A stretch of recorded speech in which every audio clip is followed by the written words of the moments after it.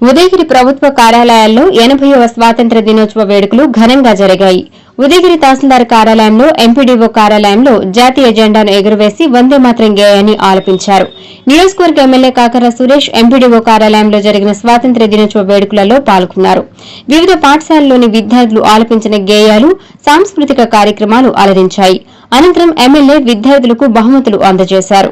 ఈ సందర్భంగా ఎమ్మెల్యే కాకర్ల సురేష్ మాట్లాడుతూ 80వ స్వాతంత్ర్య దినోత్సవ వేడుకలలో పాల్గొనడం సంతోషంగా ఉందని, ఈ రోజు మనం అనుభవించే స్వాతంత్ర్యం ఎంతో మంది త్యాగమూర్తుల ప్రాణత్యాగ ఫలితమని అన్నారు. భారతదేశం వేగంగా అభివృద్ది చెందుతున్న ప్రధాన ఆర్థిక వ్యవస్థగా భారతదేశం ఉండబోతుందని అన్నారు. ఈ కార్యక్రమంలో కూటమి నాయకులు, ఉపాధ్యాయులు, విద్యార్థులు పాల్గొన్నారు. దినోత్సవ వేడుకల్లో ఎక్కువ పిల్లలు ఇన్వాల్వ్ అవుతా ఉంటారు. మీరు చిన్నప్పుడు చదువుకున్నప్పుడు కూడా అంటే ఇప్పుడు కూడా అలాగే పిల్లలు ఎక్కువ ఇన్వాల్వ్ అవుతారు. దానికి కారణం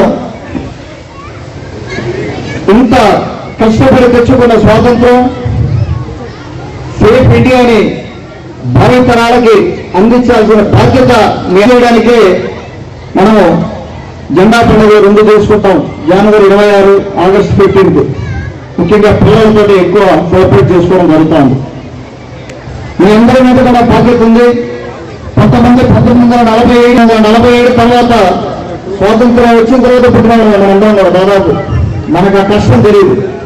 అంతకుముందు జాతిపిత మహాత్మా గాంధీ కానీ అలాగే పెద్దలు ఎంతో మంది వాళ్ళ కష్టం మనకు తెలియదు.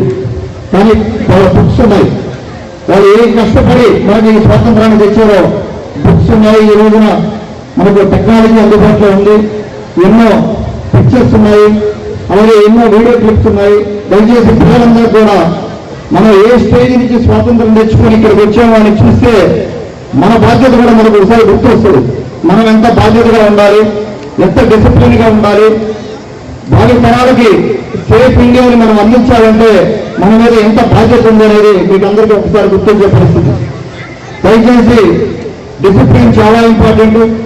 పిల్లలందరికీ కూడా ఇంట్లో పేరెంట్స్ తర్వాత అధ్యాపకులే మీ బాగు కోరుకునేది.